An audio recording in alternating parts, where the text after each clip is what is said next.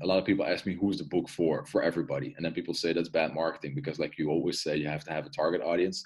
This book is written in such a way that if you're listening right now and you're like, I'm going to apply for a new job after Corona, I'm going to change my job, or I want to get a certain promotion, or I want to start public speaking, or I'm going to upgrade my sales, or I want to upgrade my relationship with my husband or my wife, anything that has to do with communication and getting people to take action, Yeah. read the book, and I will guarantee, and I was also happy that you confirmed it and you were super happy with what you read, I will guarantee it will work 100%.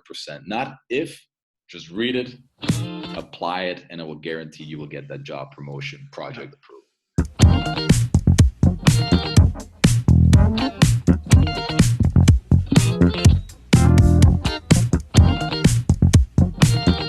Good morning, Marnick. Good morning. How are you? I'm doing fine. How are you?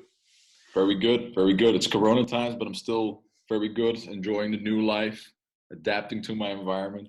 I'm working from home and I live in the rural area, so I'm looking at my freshly mowed lawn with some birds, some sheep, and that's that's about it. So if we hear sheep noises or chicken noises, Yeah, that's constant here. So great. So Marnick, we actually never met. We never talked. Physically. I saw you like 5-6 years ago in Brussels. It was during a sales conference. I don't know if you remember that. You were jumping on the stage like a wild man, lots of energy, 8 a.m. in the morning. Sure. And that was my first impression of you. My first question, where do you get all that energy? Where did I get? It was funny. I still remember it was the sales summit, and I asked to organize up front because I think it was like the first time they booked me. So like you said, the first impression can go different ways. So I said, like, can I do my thing, or is this like a serious everybody in suits sales good morning? And they said, like, just do your thing. That's why we booked you. Just go crazy. And I'm like, let's get this pumped and just jump in there. And where do I get my energy? Is first of all, I do it just to make sure that I get enough energy in the beginning, because if I go on in a normal way, like, good morning, everybody, how are you doing? Did you have a nice drive here? That's nice. And I know a lot of people will like it because it's a morning and it's a slow start, but I need it for myself, because when you're a host, and if you ever do it, it's a whole day that you have to keep like 200-300 people entertained. So my technique for myself is get in there, throw energy, get energy back. People are a bit shocked, like, oh my God, we're started. It's 8 a.m. Let's do this. And the energy you get back gives you energy to go for 8 more hours. So it's Okay. a bit of a... But at that time you were working for a corporate, for PepsiCo or yeah, Pepsi, PepsiCo, I believe. Yeah. And when did you decide around then that you would change and start your own company? Well, I grew up in a family of only entrepreneurs, and I have a really big family. And all of them, my cousins, my uncles, my parents, even the parents of my wife they all had businesses in different areas, like law and retail and accountancy, banking, whatever it is, but they all had their own company. So I saw nothing else as a kid. And I always said to myself, I need to have my own company, because I grew up with it. I saw the struggles. I saw the difficulties, what it is to have your own business. If it's small or big, doesn't matter. But I knew I wanted to do it. And then as working with PepsiCo was my second job, because I used to work in the agency world. And then at PepsiCo, I loved working there. I always say, like, if I ever go back, which is not the plan, but if I ever go back to being an employee, I would apply again at PepsiCo. That's how much I liked working in that corporate. But at a certain point, I was closing in on the trio, 30 years old. And I was like, now is the time I need to do it. Now is the time. You feel that urge. You can't describe it, but you feel that urge. Like, now is the time I gotta make a move. Is PepsiCo going to be the rest of my life, or another big corporate, or is this the time I'm going to go start my own business? And at that time, as the universe was involved in it, a colleague came to me and said, Marnick, how come your team and you get everything approved? You get all the budgets. When you want to hire someone, it's no problem. You know everybody in the company. How come everything goes so smooth? And I started analyzing it, and I saw the way that we presented to the board, the way that we presented ourselves to suppliers and other clients really, yeah, linked to them, really, really clicked with them. And I started analyzing what we were doing, and I started giving internal trainings to the teams to show them how we were selling our department. And that was so well received that I was like, this is what I need to do. Yeah. Because if the teams at PepsiCo are struggling with this, other corporates are struggling with this. And in a weekend, I was talking to my entrepreneur father-in-law, and he said, well, Marnick, you've been talking about this starting your business for so long, and I'll give you an ultimatum. And this is really what he said at the family table where we're eating cake for a birthday of a cousin of mine. And he said, either you're going to stop talking about it and stop saying that you want to do it, and you're going to go on Monday to PepsiCo and you're going to go to HR and say, I quit my job, or you stop talking about it entirely, just do your job and never talk about it again. Wow, And I great. was super shocked. I was really mad at him because he still remembers. I was like, who are you to tell me what I should do? And I can still talk about it. And it's not that easy. And I was really, really pissed off. But the next day was Monday. And on Monday, I went to HR at PepsiCo and I said, I'm going to quit my job. I love working here, but it's time to start my own business. I'm going to do what I've been doing here internally, training, and the rest is history. So that's how I got into Yeah. starting the But business. for me, my first perception was that you are a marketeer. Mm-hmm. But if I read your book, Stand Up to Stand Out, Yeah. you are not a marketeer. So who are you actually? Are you a marketeer? Are you a seller? Are you personal development? Are you a speaker? Are you a coach? Who are you? Actually, How do you see yourselves? I'm going to ask it like that. I'll probably, if we do this podcast in a couple of years, I'll give you a different answers. That's the Of beauty course. of you when you reinvent yourself. But I think if you ask me who am I, is that I forgot who I was during the years. And with starting my business, I found myself again, which I will explain and make concrete. When I started after schooling and had to find an internship, I started in HR, internal communication, employer branding, recruitment. That was the day that HR and employer branding was just putting a job ad in the papers. That was it. And people said, why do you want to do that? Because you have the sexy public relation world, you have the sexy advertising world. Why do you want to go into HR? Because you studied marketing communications.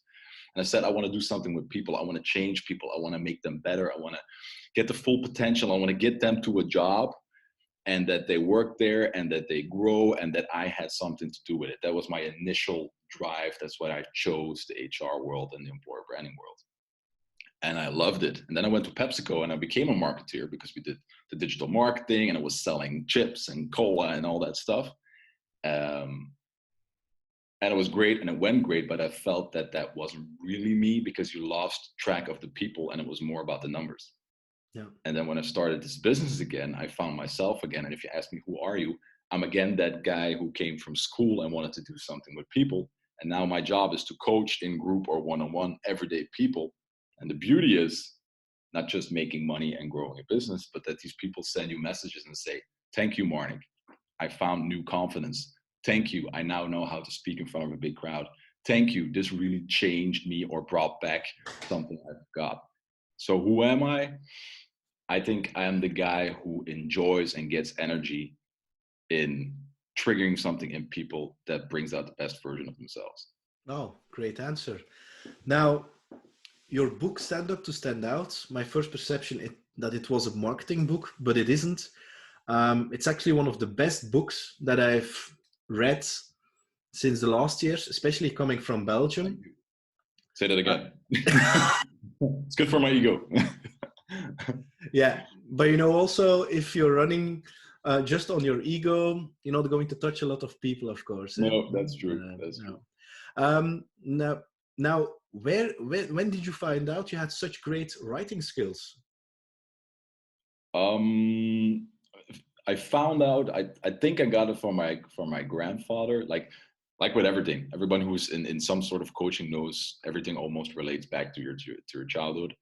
I think I subconsciously watched my grandfather. He loves to write. He still writes. He's 88 years old. He still writes every day poetry, things he reads. It keeps him mentally and physically really. He's still 88. He goes bowling, goes to the pub. He's still on it, and he loves to write, loves to read. And every birthday I had, he wrote a poem himself, and he has beautiful handwriting. So I think I saw it as a kid every day because we had a very good relationship, and I spent a lot of time with him.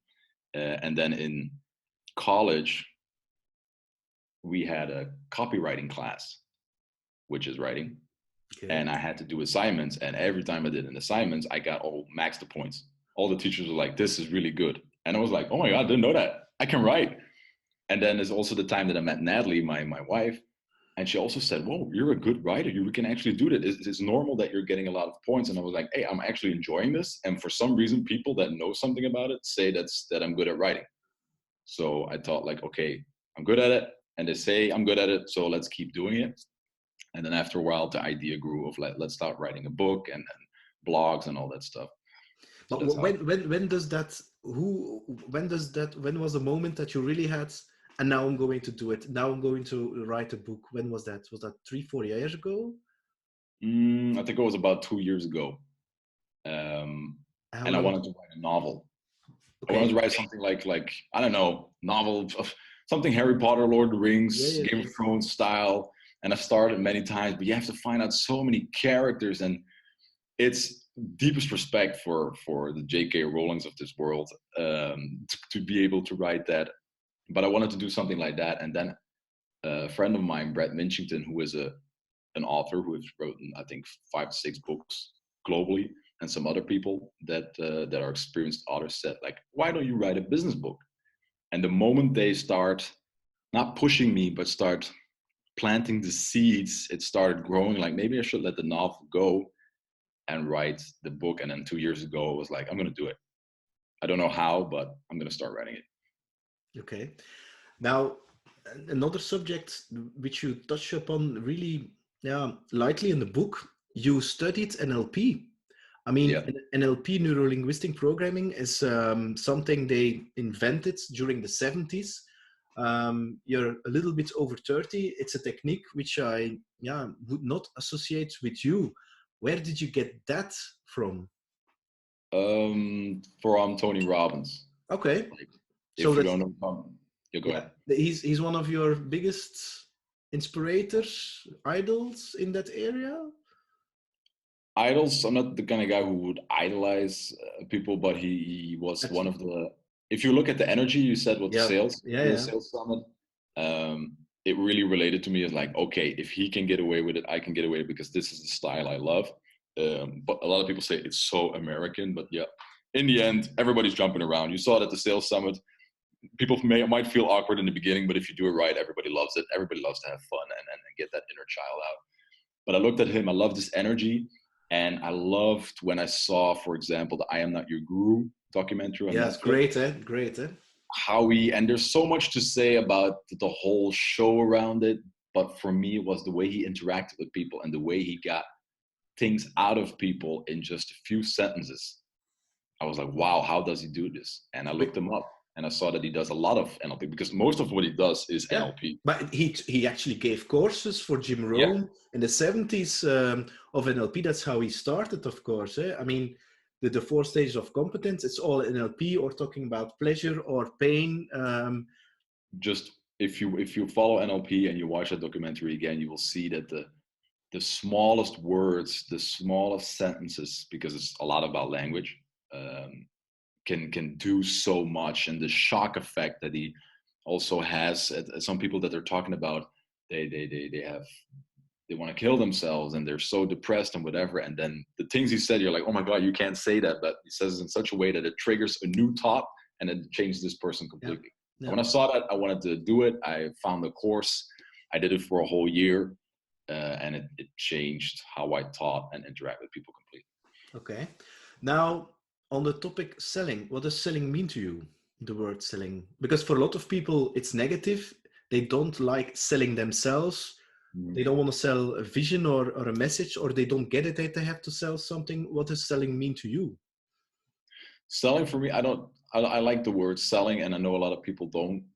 But selling for me, how can I say this in a short way? Selling for me is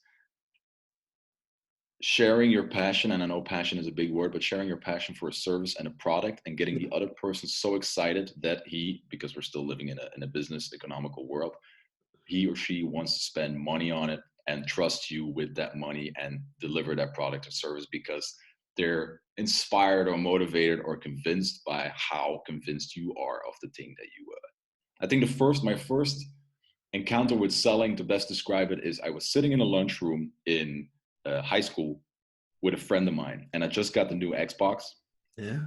and I wanted him to also buy an Xbox so we could game online together Okay. when we were not at each other's home. And I talked to him and such, I was like, Xbox, and did and was asking questions. And what can I do for me? And for you, it would be great. And pop, pop, pop, pop. And for the whole half hour of the lunch break, I sold him the Xbox. And afterwards, he said, I got to get this stuff. I got to get this Xbox. And he bought the Xbox the day after. And that for me was, oh my God, I sold him the Xbox. I'm not making any money. I'm making Microsoft money. But because you shared that passion, because you got someone else excited about a product or service that you're excited about and they paid money to get it, that's for me the foundation of self. Okay, great. Also, in your book, you're touching on the fact that a lot of people, also sellers, are just talking and just pushing a kind of a message. Um, but you look at a very different angle. Um, can you elaborate a little bit on that? You first start by, yeah, talking with some persons in your audience to get to know who they are, to really get that engagement. Yeah. Yeah, I'm convinced. It's my conviction that it's really hard until, except if you have like a product or service. If I go to you, Peter, and I say, if you drink from this mug that I'm holding right now with my coffee, and if you drink from this mug, I will guarantee, and I will show you the numbers, I will guarantee you will make €1 million at the end of the year. Then you will probably buy this mug if I can prove it with the numbers. That's easy, but not every product or service is like that, and a lot of products and services have a lot of competition in this globalized world. So how can you sell something to me, even though you're passionate about it, if you do not know what triggers me, what I'm bumping into, what my context is? Because then you can have a whole sales story, you can have a whole PowerPoint, whatever you're bringing, but it's all mumbo jumbo because I just want to hear that one thing that triggers me. And this is so strange hearing that from a or an ex-marketing guy, because a lot of marketeers that I see, they just think, are we're going to create a nice brochure, a nice website, a nice, yeah, logo, a nice slogan, and some words, and people are going to buy this. Mhm. And it's very generic and it's really high level, and it means actually nothing. It doesn't connect. Where did you get that knowledge, that wisdom? From my time at PepsiCo, and it's not specifically PepsiCo, but I always also say when I'm speaking for example, students, a Yeah. lot of people in Belgium, I don't know if it's in every country, but in Belgium say, when you work in a big corporate multinational, you're a number and it's very impersonal and they just want to squeeze you as a lemon. And that's what a lot of people say to me then when I say like, I love working in a corporate. But I say to students that have the ambition to grow a career, because not everybody has to have a career, go work in a corporate for a couple of years. Really do it. It will be the greatest school in life. And Indeed. there I learned this insight. Why? Because when I was working as the digital manager for the Benelux market, I have to lie, but we got 10 to 15, even more maybe, suppliers of tools and software and creative agencies coming to us. I could have a separate mailbox just by people that wanted to meet with us, drink coffee, sell us something, because you're the big brand and everybody wants you Mhm. on their client list. And because I had that, I had to be very selective. And only the people that touched upon my context and my personal value that I was looking for were the people that I actually invited. And all the other Okay. people that gave me a general story of how great their product or service was, like, get in line, I have 50 others.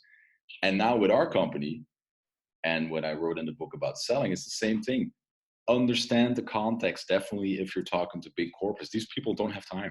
These people have 50 other people that do the same thing as you, but are you the one that understands the person, understands their context, and know which button to push that they say, that's exactly what I need. That's exactly what I'm bumping into. And going a little bit deeper, how can you understand the context?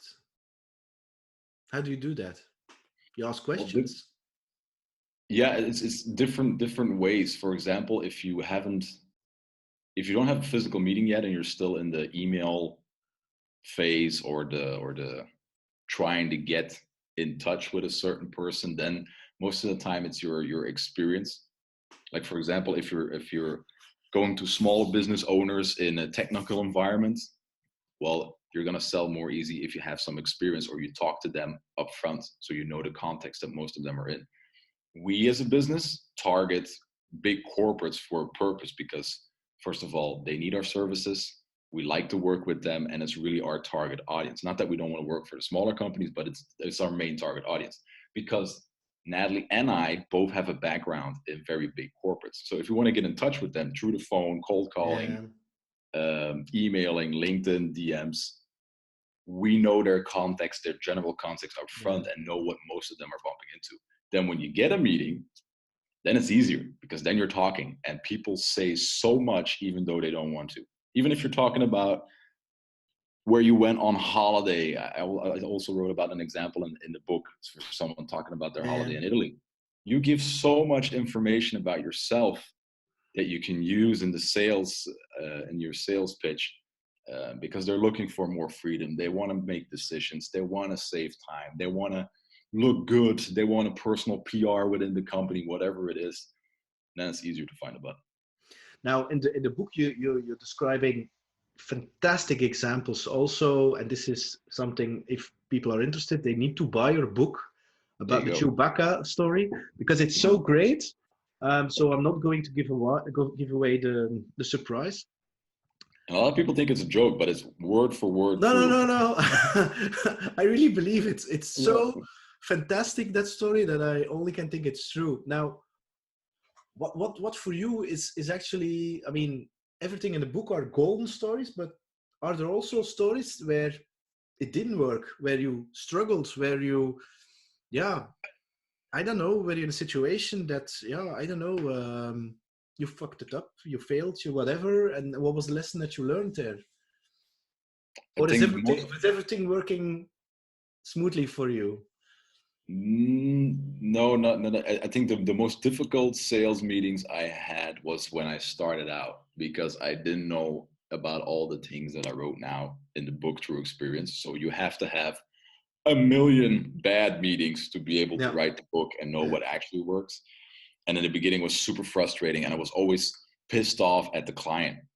I yeah, was always mad at them. Like, they didn't understand my product, didn't understand my service. What's the yeah, problem? This is the best thing for you, and why can't you understand? I was always pissed off at them. Like I said in the book, it's never the audience. It is one person or 400. It's never the audience. It's always you, how you communicate it. Also, yeah. foundation NLP. It's never the audience. And then when I looked back at what I'm doing now and what I wrote in the book, and I looked back at all these meetings back in the day, it was always coming down to the same thing. I was giving them a general story. I was thinking this is great and this is the best solution, but I was not tapping into what they really Yeah, wanted. yeah, Every time the same yeah. thing. And now we still have meetings that it doesn't work. We don't sell everything. Um, What do but you let's mean? say if What do we you do mean? 10, What do you mean? We don't sell everything? meaning that not every meeting we do or every Yeah, call we yeah, do yeah, it's closed. is a Yeah, yeah, sale. yeah.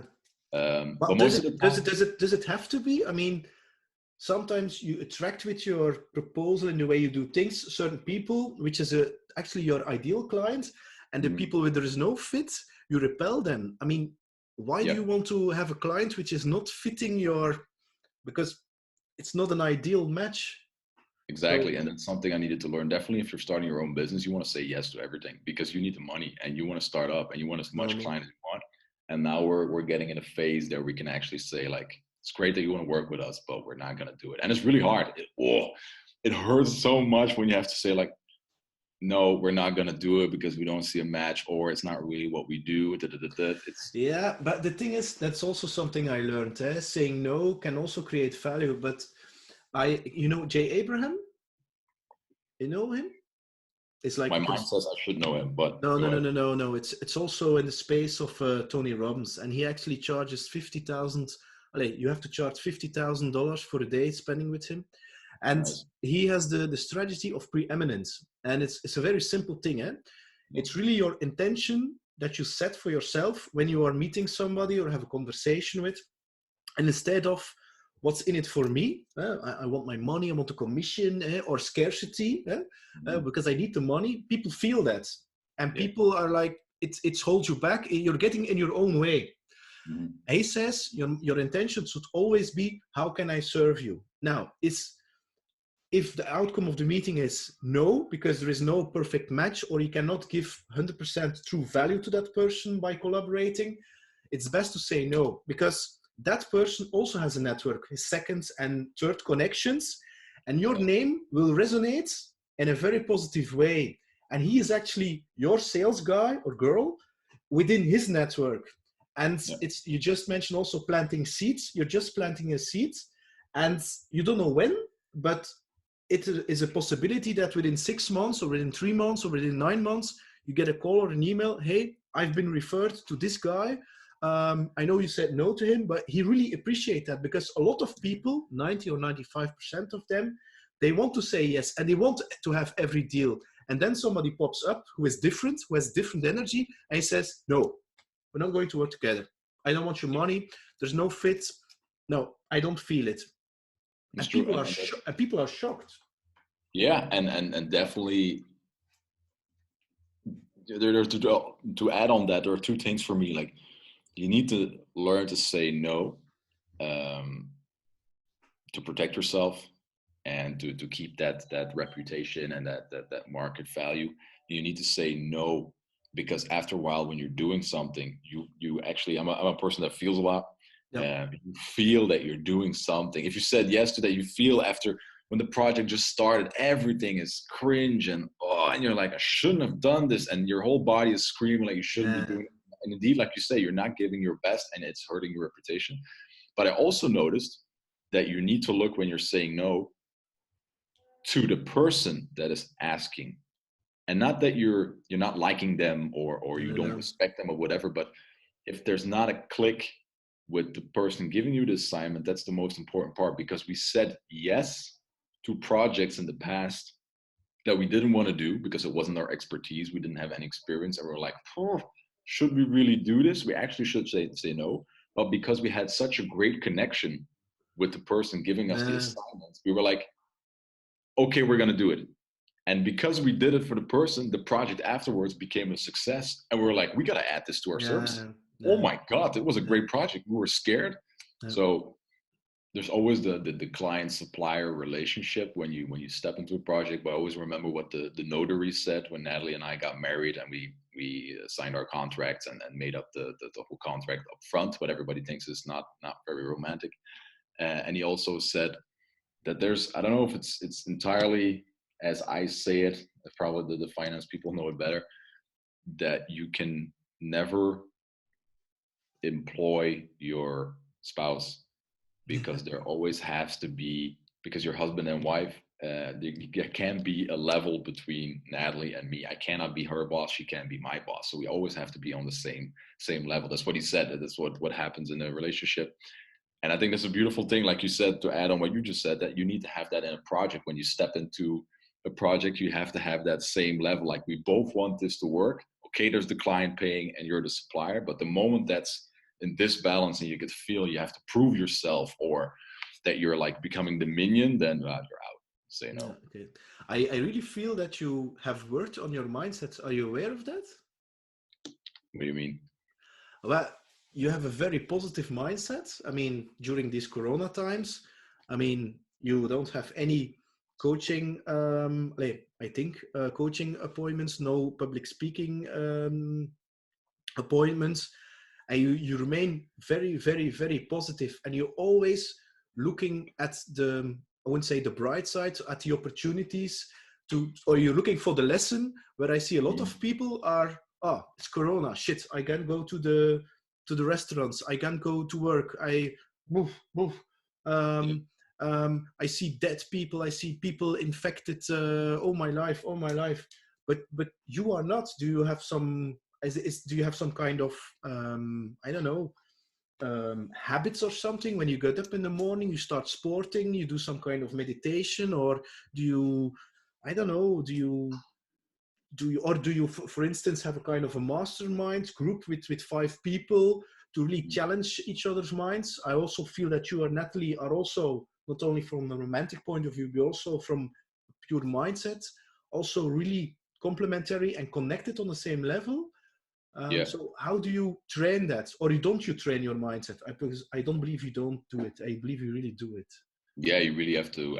It's like your mind, your brain is like a muscle, and you Yeah, have to train it every day. We can dive into what I do and what the not necessarily the tips, but the habits are. But I think the most important thing, and it's actually maybe a bit weird to say, but I hope the people that are listening, yeah, if you want that mindset, I hope you never have to go through it. okay, But if you go through it, it's the best thing that can happen to you. And like you say, a lot of people experience me and also Natalie as super positive. The coronavirus, it's affecting the whole world, but we still stay positive in our quarantine, and we're facing, like you said, an empty agenda. We have to reinvent our whole business. We have to do more online than we did before because we're mm-hmm. in the event sector, speaking a lot of coaching, training. And what I mean with you have to go through it is that I think it was around 2008 that I was working still in the advertising world, and my whole idea of making a career was working as hard as possible, doing Yeah, everything, not saying no, let's go, let's go. I was a young guy, let's go for a career. And I burned myself up as quickly as, but I didn't see I was doing that. But I was going super hard. Everything was yeah, going super great. Everybody's like, yeah, oh my God, this is the young potential. yeah, Look at him go. yeah, Wow, yeah, he's 22 years old and already speaking on the big stages about yeah, employer branding. And I was like, yay. And actually I didn't know I was destroying myself. And then I don't want to get too, how do you say that, too yeah, emotional, make this podcast too heavy, but to give you the whole context is then at that point I was at my tipping point of really crashing, which I didn't know.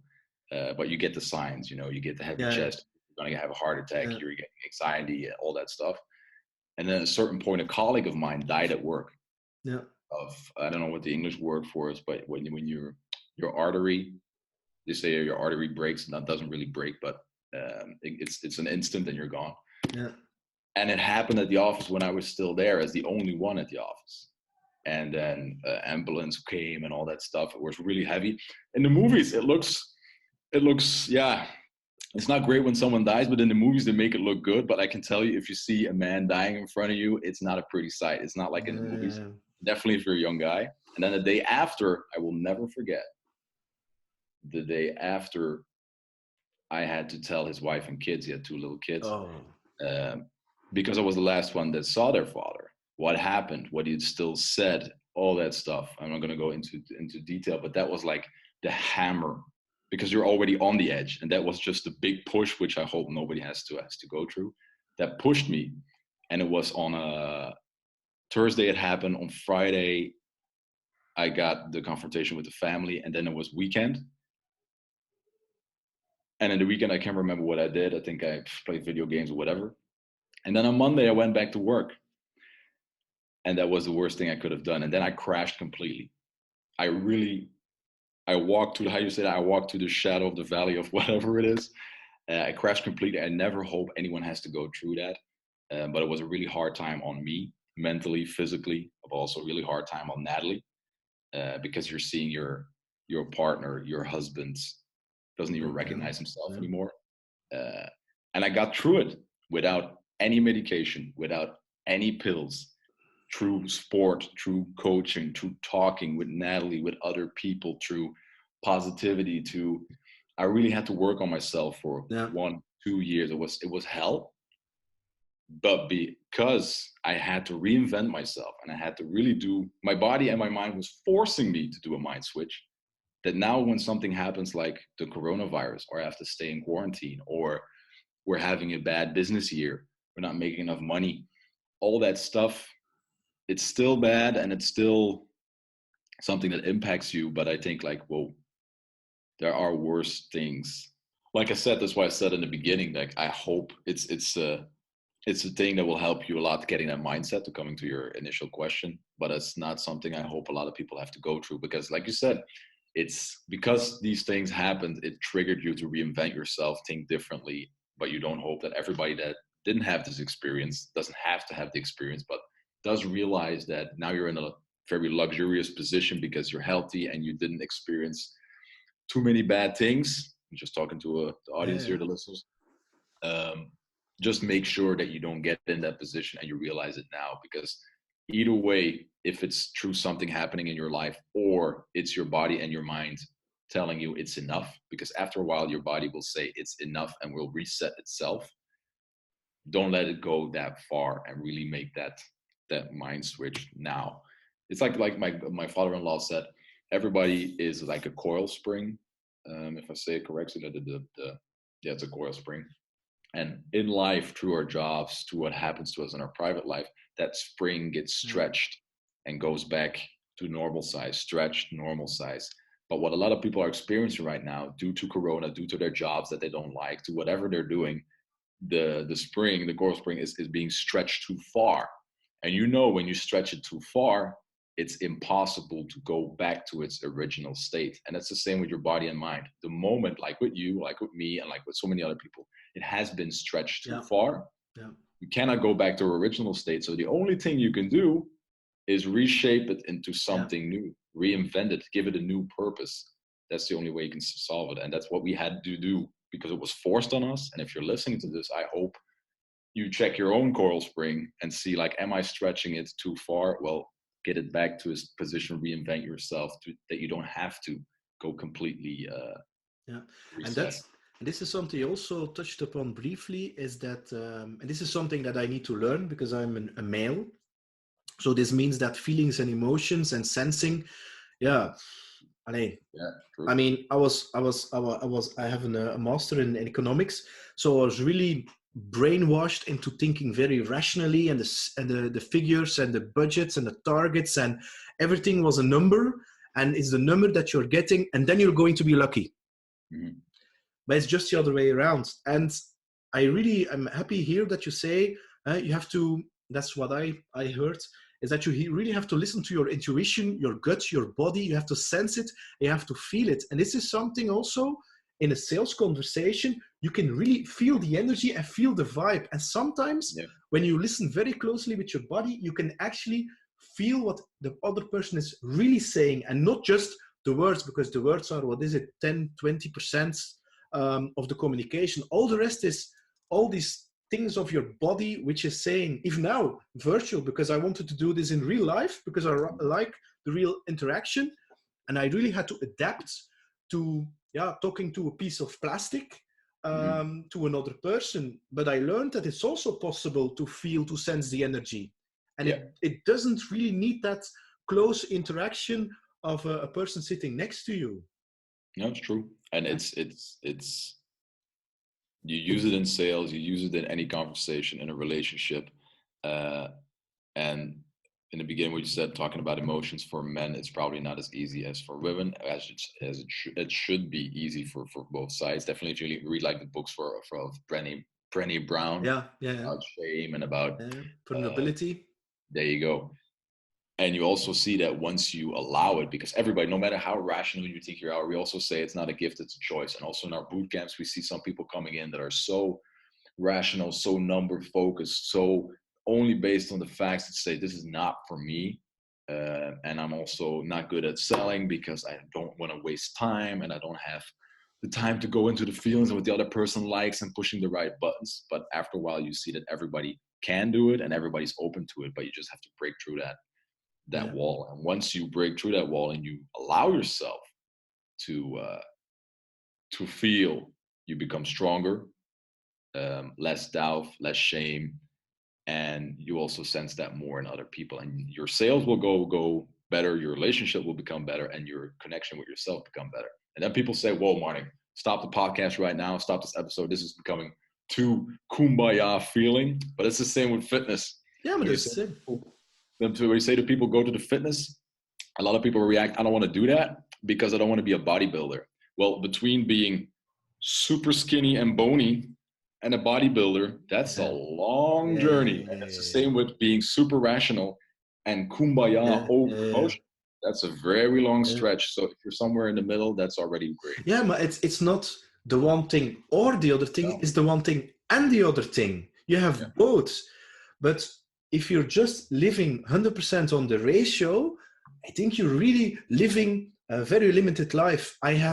I'm very happy also because I'm a musician, and I can tell you, if I play a gig in Hasselt or in Antwerp or in Ghent, for instance, on a big stage, um, the thing that you are feeling connecting with an audience, because I don't use words because I'm playing the instrument.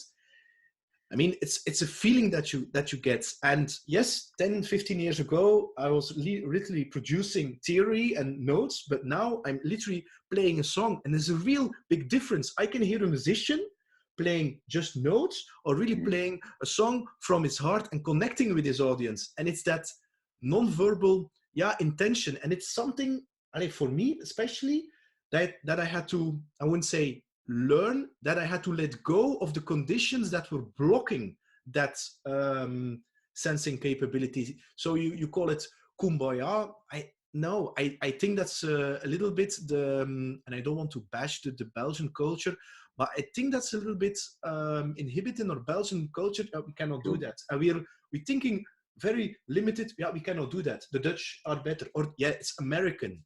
Yeah, exactly. I mean, yes, there are advantages of the Americans, but there are also disadvantages. And take what is right for you. And I mean, don't say I cannot do it. I mean, if you have something, if you have a gift, and you want to build a business or whatever, you have to sell. People are not waiting for you. You have to come out and tell your story and tell it so many times. And at a certain point, you will reach or touch another person's heart, and he will say, "Oh, I like this." Like with your book. I mean, I saw you doing your thing on Instagram and other social media, and I'm like, damn, this guy is going to the struggle and he's doing it, because I'm doing these videos now for 3-4 months. Mhm. And I also saw your progress. I mean, you have to think about scripts, what you're going to say. You have to look into a camera. You have to edit, and the Yeah. editing takes a lot of time. Your lighting needs to be okay. Your coloring needs to be okay. You have to put it on Instagram. You have to put it on Spotify. You have to learn all these skills. Yeah. And a lot of people think, I do it once and it needs to be perfect. But it's not possible.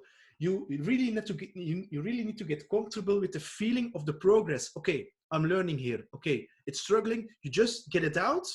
And then you say, whatever they think, just get it out. Look at yourself and then, okay, what are the things that I can learn? And search for yourself little pieces of change, little pieces that you can say, I learned a little bit. If I ask you right now, you have written your book, you can write your book, the same book again. What would you change? And what would you put in it? And what would you not put in it? I'm sure you have like a complete list. It's true. The moment you publish the book and the moment you get it at home, you're first excited. Then you look in the book, you check it, and then you're like, we should have written this differently. That's how it goes. But I think it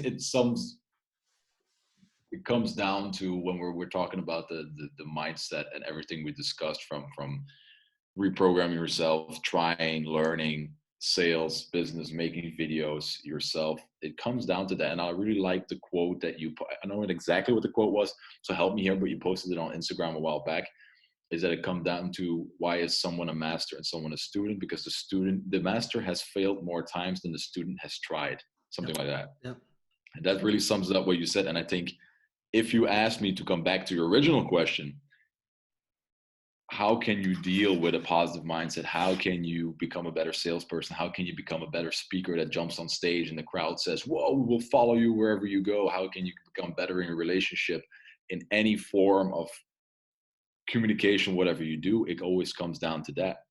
Know yourself, get in touch with yourself, with your feelings, with your ratio, and see yourself as a project. I'm yeah, not feeling great in my current job. What do I need to change? What is triggering me to feel unhappy in my job? I need to change it. I want to make videos. How can I make videos? Okay, I need to learn to use iMovie or Adobe Premiere. yeah, Why are these videos not working? Oh, the sound isn't good. How can I change the sound? yeah, yeah, My relationship is not working. What is not working in yeah, relationship? And it's a constant yeah, questioning yourself. yeah, How can it be yeah, better? And being okay, like you said, accepting that it will probably never be as Yeah. you want or perfect. And that's the beauty of it. Who is going to be Marnick within 5 years, within 10 years? That's two questions. And the first one is actually, who is going to be Marnick after the corona? Who's going to market after Corona? Well, to come back to what I said in the beginning of the podcast, who am I? I get my energy from working with people and bringing the best out of them. As we discussed, as I trigger myself every day, like what can I do better? And after Corona, I think in general you see a switch. Now people have a very short-term memory, so a lot of people think that the world is going to change completely. I don't want to be pessimistic, but we're still humans. So we tend to forget, even though how bad it was, we tend to forget. Look at the wars in the past. Mm-hmm. We learned some stuff, but we tend to go back to our lives. Um, but I think what will change is the mindset and that people are now sitting in their homes and thinking like, what is really important? Is my job as great as it is? Is it really making me happy? I should spend more time with my children. Or maybe they're like, I want to spend no more time with my children. I don't have children, so I can't experience it. I don't know what it is. I don't know how it is. But I think the mindset will change. And to answer your question, I think the Marnick after Corona will be the Marnick that will focus business-wise even more on the mindset part because it gives me energy. And I see other people now in videos and in Zoom calls like this, it gives other people energy. And I think it will be a very big need in the future Yeah. for people to be more in touch with their emotional side and Yeah. cope with future challenges Yeah. like this. So business wise, I will focus that. And the Marnick personally after Corona, I think will be even more grateful for what he has. And I think I will get chickens. I decided for that. When the Corona started, I was sitting in my garden. I was thinking, I need chickens. I need chickens in my garden because I have to be more in touch with nature even more because we live in a beautiful area of the province that I live. So more animals, more simple things in life, less rushing and becoming even more calm in.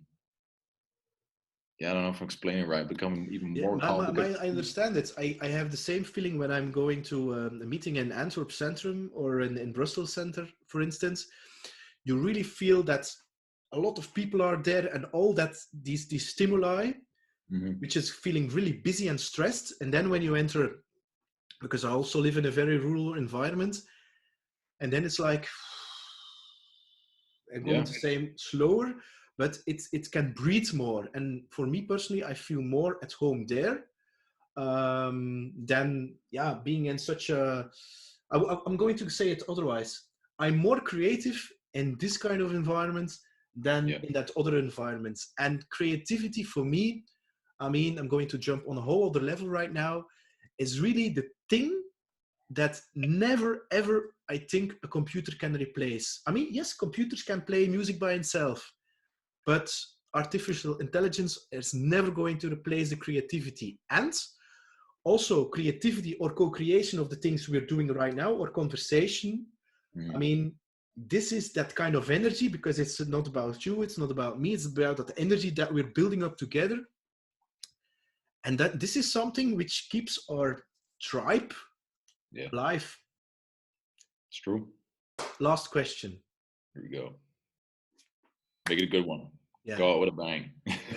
Yeah. Well, last question. And then I have a small thing for you. Last question. What is your dream that you did not do or fulfill yet? I mean, it can be as crazy as possible. Eh? I mean, playing in Bad Boys 4 next to Will Smith or something, or with Arnold Schwarzenegger, Terminator 100,000. I don't know Yeah. what. Yeah. What is a big dream or a crazy dream that you still have in your head? The dream I always had in sense of in a certain form and that got more shape as I progressed through my career and I still want to achieve it, but it will take a long time probably. But what I still want to do is I want to fill up a whole stadium.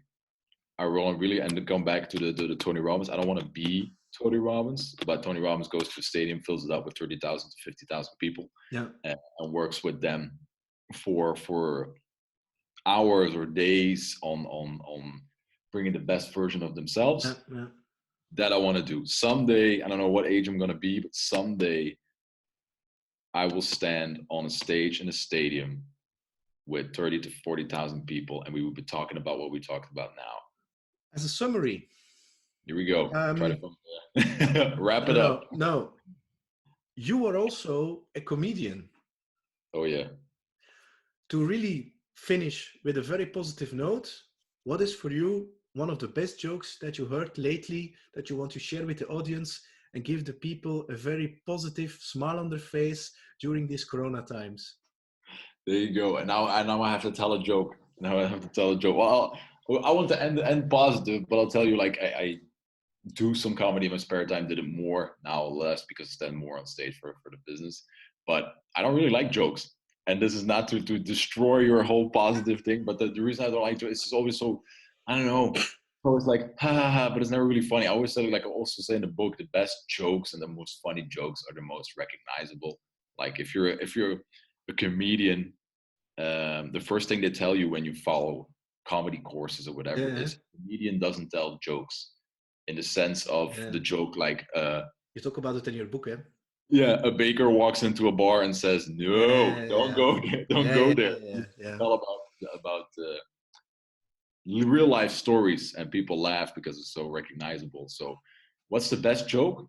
Well, to end it, maybe not on the laugh, but the best joke is always the one where can't talk anymore, where you recognize yourself and you're like, oh my god, I had the same thing. Those are the most funny moments. If you can create that in sales, if you can have that moment that that person is like, you know exactly what you're talking about, I feel your passion, I recognize myself in you, I recognize the fact that you know in which world I'm living.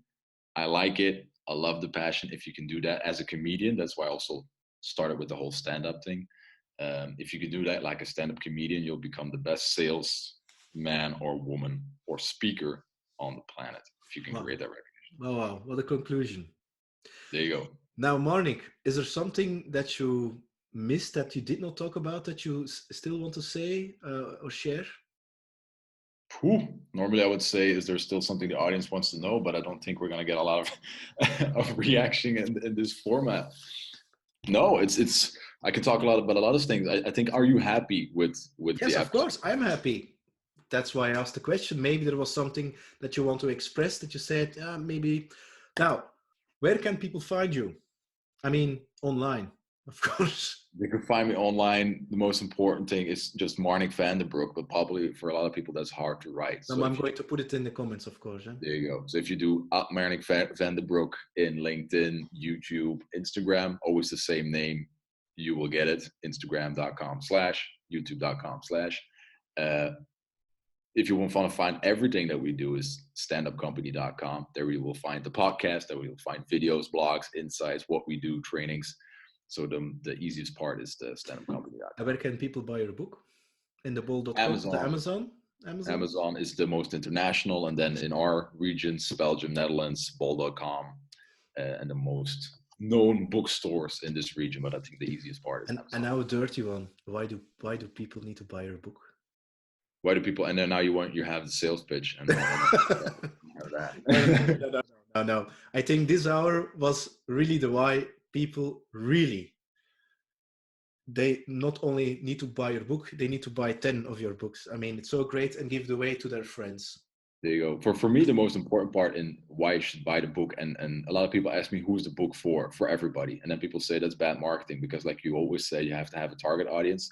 This book is written in such a way that if you're listening right now and you're like, I'm gonna apply for a new job after Corona, I'm gonna change my job, or I want to get a certain promotion, or I want to start public speaking, or I'm gonna upgrade my sales, or I want to upgrade my relationship with my husband or my wife, anything that has to do with communication and getting people to take action, Yeah. read the book, and I will guarantee, and I was also happy that you confirmed it and you were super happy with what you read, I will guarantee it will work 100%. Not if, just read it, apply it, and I will guarantee you will get that job promotion Yeah. project approved. Yeah, and I confirm I'm a real ambassador of your book. And like I said before, for me, it's one of the best books that I read, especially coming from Belgium. I mean, you nailed it. You really nailed it. And yeah, It's Yeah. and Wow. the great thing about the book is that you're giving some theory, but you're giving really practical examples, and next to that, you're giving really practical, things to do. It's not about, this is it. No, this is what you can do, so that everybody, can find something that they can, that it can resonate with them, and they can do something about it. Because most of the books are a little bit theoretical with some examples, Mhm. but how should I do that right now?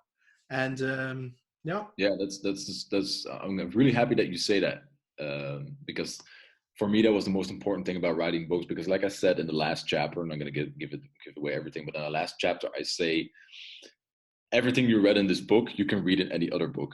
yeah, Because everything we talked about in this podcast is not new. There's so many people saying this.